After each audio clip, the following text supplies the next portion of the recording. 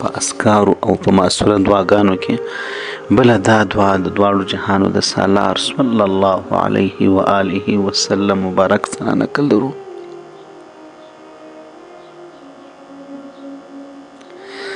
دا ذکر هم دی، دا دعا هم ده، دا تسبیح هم دی، دا د رکوع څلورم تسبیح دی. په نفلي لمانځو کې انسان د تسبیحاتو د رکوع څخه وروسته که چیرې دا انسان ووایي نو نور به په هغه لمانځه کې ثواب زیات سي، نور به په هغه لمانځه کې نور او برکت زیات سي، نور به هغه لمونځ سبب د دې سي چې الله پاک به راضي سي او ثوابونه به یې زیات سي.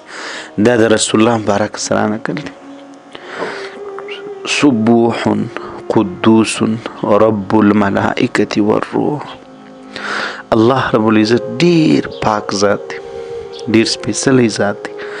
هغه د فرشتو او د جبرائیل علیه السلام، جبرائیل امین چې د فرشتو سردار ته د هغه ټولو رب دی، هغه د ټولو کائناتو رب دی، هغه د ټولو مخلوقاتو مالک او خالق رب دی، هغه د ټول انس او د جن رب دی.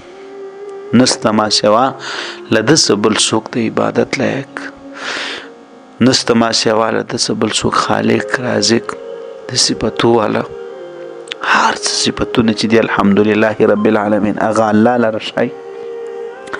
نو دغه تسبیح دی که سړی په رکوع کې وایي، په نفلي لمانځو کې تهجد، اشراق، څاشت، اوابین وغیره وغیره کوم نفلي لمانځونه دي.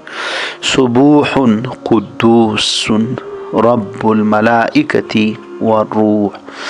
سبوح قدوس رب الملائکة والروح. سبوح قدوس رب الملائکة والروح. سبوح قدوس رب الملائکة والروح.